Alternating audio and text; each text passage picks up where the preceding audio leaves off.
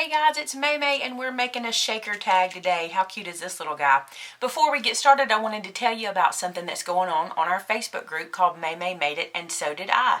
We have 2 contests running right now. One of them is for any project you create using any of my stamp sets and you upload a picture of it to our Facebook group for everybody to see, you'll be entered into a giveaway for another stamp set of your choice. And you don't have to pick one I have in the store now. You can actually choose one anytime between now and the end of the year. Now the second contest is very much like the first, except it's running for our club set. So if you're a club member and you have the club set already, you can enter a project using our September club set and you'll get into the second contest. But the first one's open for anybody who has one of my stamp sets. The reason we do these contests is it's a great way to get inspiration for your stamp sets, and I want you guys to know how to be able to use your stamp sets in 1,000 different ways. So at least today we're going to use them with one project. We'll use 2 on one project. So here we go. Let's get started. So this was super fun to do, and here's what I did.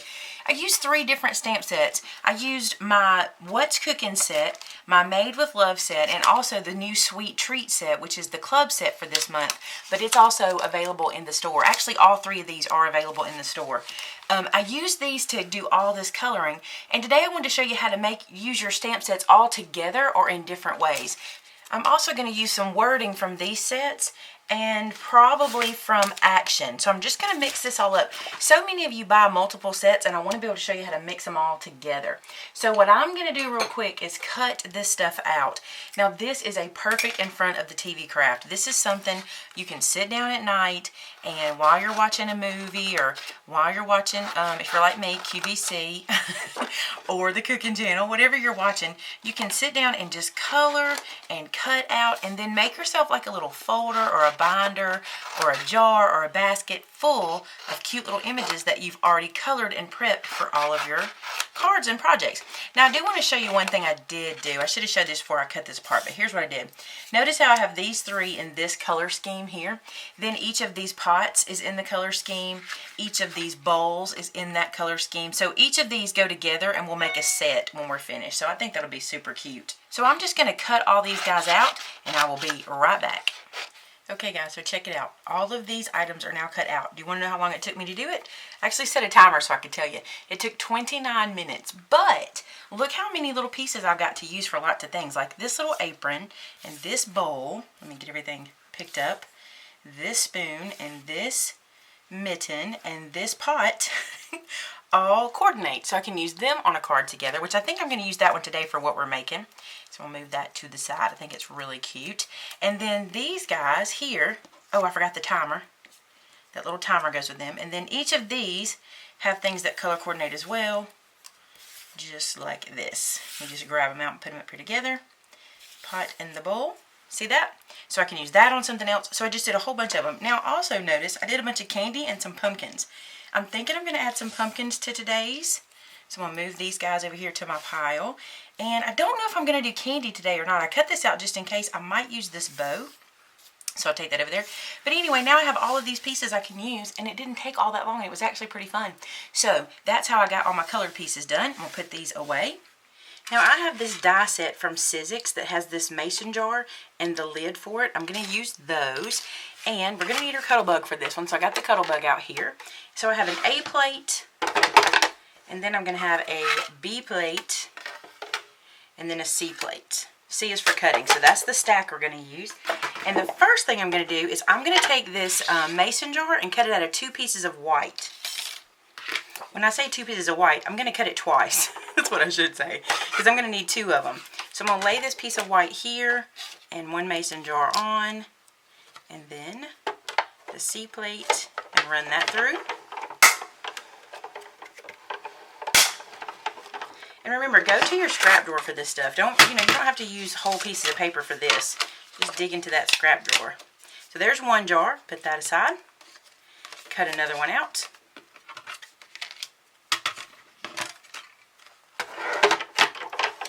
So I got into my stash and I found this piece of paper that I want to make the lid out of. So I'm going to turn that upside down and cut that out of the polka dots. Now I have the stamp set that comes with the die set to do the mason jar and the lid stamping with. So I'm going to do that really fast. I'm going to do the lid first. And this is a hollow stamp. I've showed you this before. Anytime you have a hollow stamp, make sure you put it on your surface and pick it up. That way you'll get a nice shaping. If you try to make it the shape you want it to be, it's almost impossible. I'm going to use some Versafine ink. Does this look new to my stash? It is. I don't think you guys... Actually, I know you've never seen me use it because this is the first time I've used it on camera.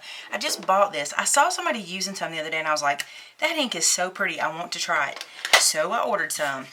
And so far, I'm loving it. So here's our little mason jar lid. I'm just going to stamp that on that little die cut. And you can certainly stamp these and then die cut them, but that's just the way I do them in that order. Alright, so we're all stamped up. Now this part doesn't have to have any stamping yet. It's going to, but not yet. So I'm going to sit that up there and just move that out of the way. I want to work on this guy. Now I want to cut a center out of this, and I don't have a shape to do that with. So I'm just going to freehand it with a pencil, and then I'm going to come back in and actually do the cutting. Before I do that, I want to see where this lid will actually be, so I know how much space I'm working with. So pretty much I only need to do my cutout in this area. Now this may not be what you want to do. You may not like this freehanding, but it doesn't bother me really. I'm going to do my pencil mark here.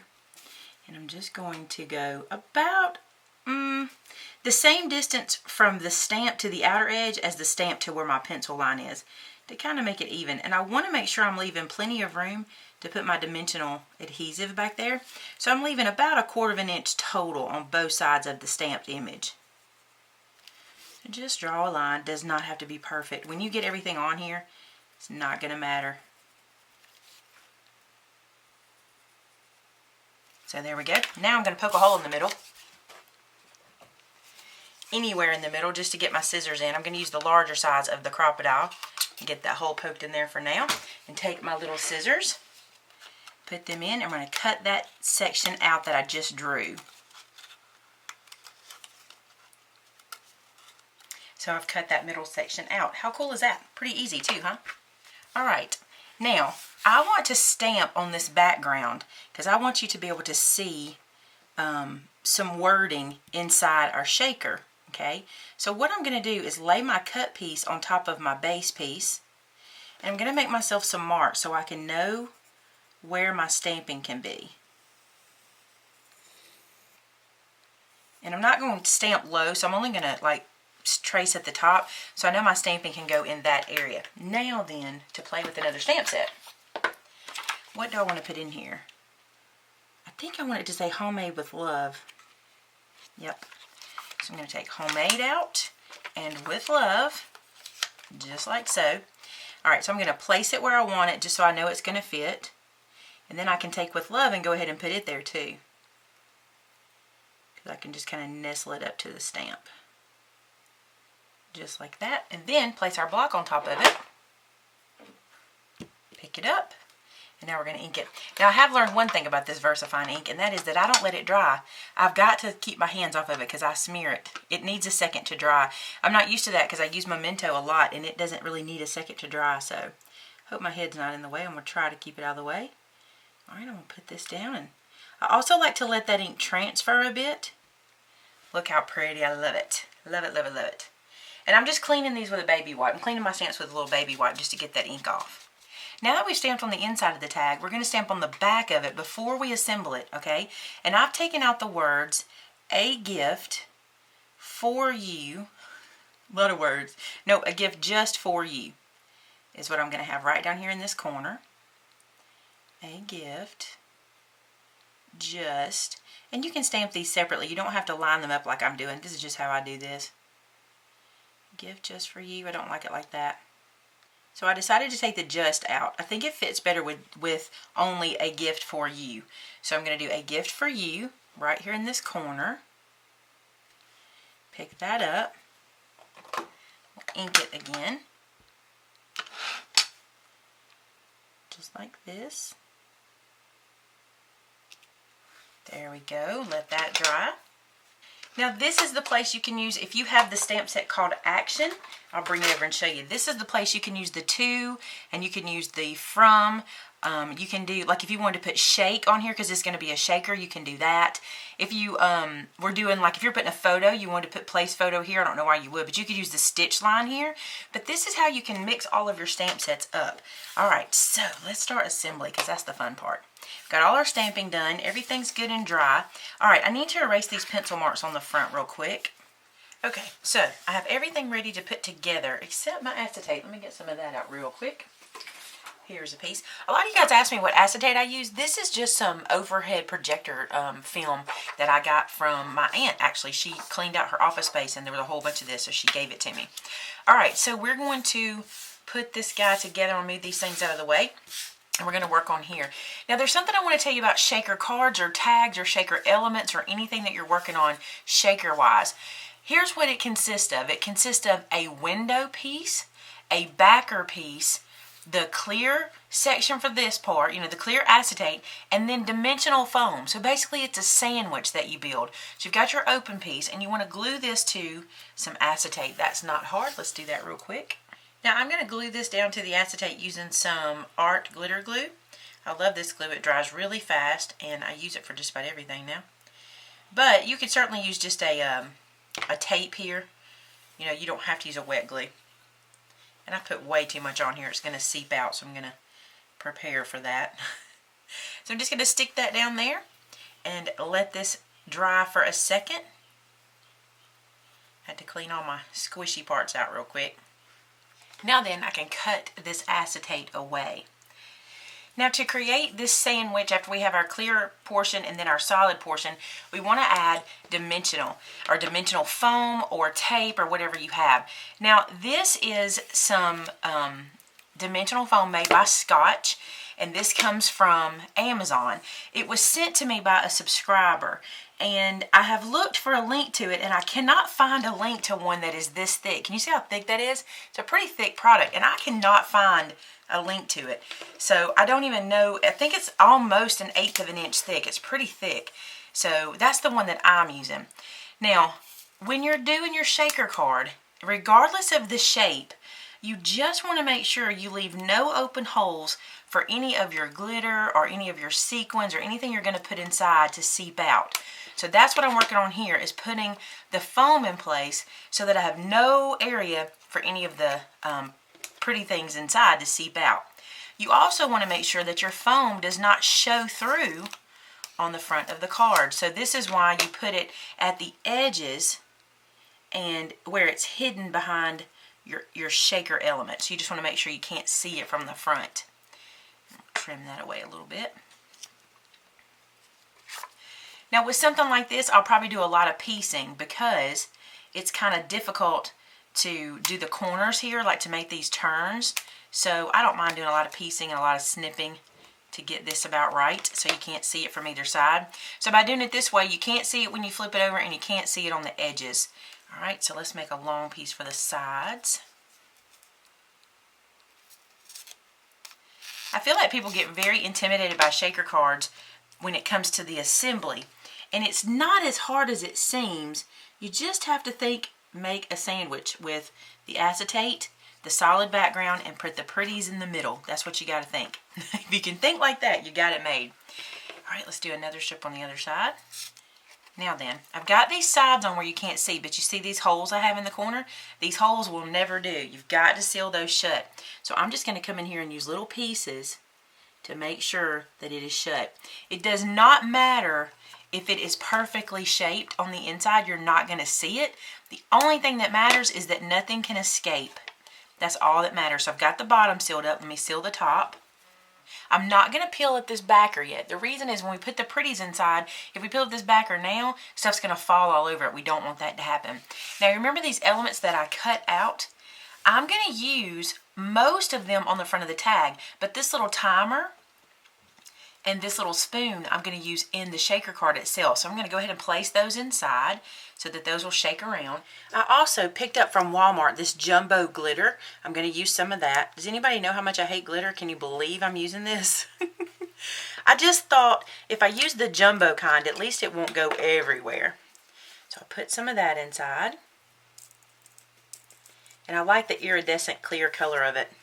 Then these were sent to me. This orange sequin is perfect for this project. I'll cut this little bag open and drop some sequins in. Those are cool. I like them. Alright, now we can peel the backer off. Now I find when I peel the backer off, I want to be super easy, super not flicking it around. You know what I'm saying? Because if you flick this, all the pretty is going to fly out all over the place. So hold it nice and firm and get that backer off without flicking the image. Flicking is a technical term, by the way. Okay. Okay, so we have all of our adhesive exposed, and now we're just going to take our backer piece and sandwich all those pretty little elements inside of our foam piece. So now none of that's going to come out, and we already stamped the back, remember? So check this out. It's already super cute, just like this. See the little spoon and the little timer? You can't see it when I'm shaking around like crazy, huh? See the spoon and the timer? I love it. So you recognize these little pieces I cut out earlier? I went ahead and fussy cut out the apron, the bowl, and the pot, meaning I cut the white edges away too so that it would not have quite so much white showing, because these guys I want to go kind of in this area on the edges of their tag. So I'm going to glue those down to the edges. So I'm going to add some glue here.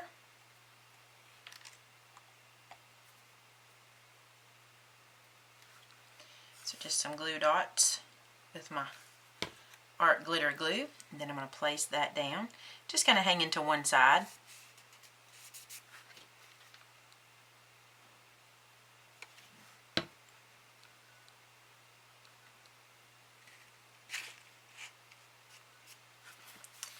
Then I'm going to take this little bowl and I'm going to glue it kind of in this area up here.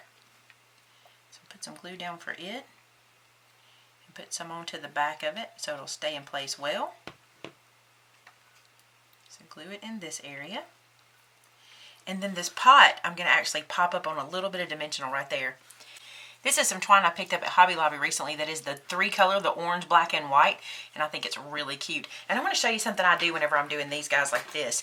Because I don't want this twine to slip out, I use my hole punch, the small hole punch, and I go right here to where the little mason jar has a little dent in, and I make it a little bit bigger with this hole punch. I just kind of halfway punch it, and I'll show you what I mean in a second. Just make a little divot in there, basically. Let's see if I can show you. There's a little divot that I just cut out, and that's going to help that twine to kind of stay in better. Let me do this side real quick. It won't really show, but it will help the twine to stay in place. Alright, so I'm going to put a little glue on the back of this guy and let this baker's twine kind of sit on it for a second, because I need it to stay in place. Just going to do that and let that dry for a second. Okay, so I've got that wrapped around. I'm going to cut this loose from the bolt, the bolt of baker's twine, and I'm going to tie a bow here.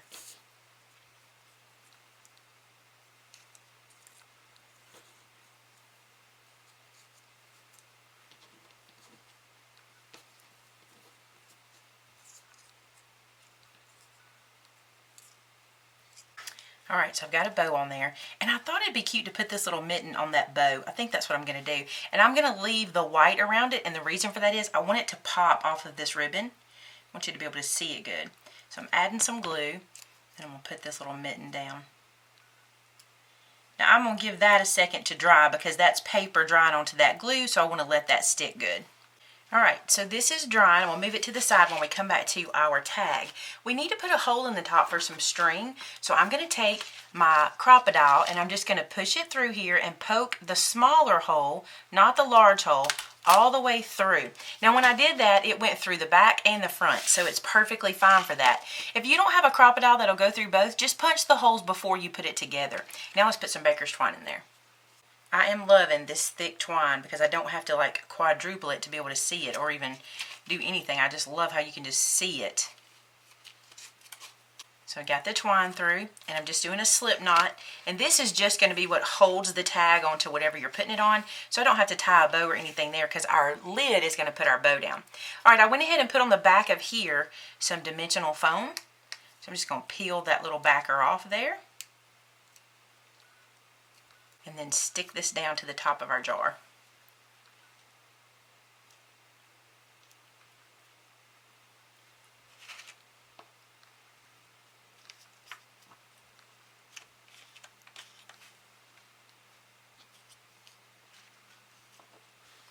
I'm going to trim these tails a little bit because they're hanging a little too long.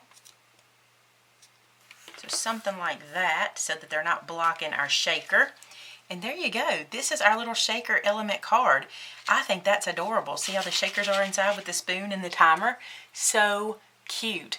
So there you go, guys. That is our tag, and I think it is adorable. I hope you enjoyed this today, and I hope this helped you make your shaker cards for the holidays that are coming up. Imagine how cute this would be on a mason jar filled with some homemade treats. I think that'd be super cute.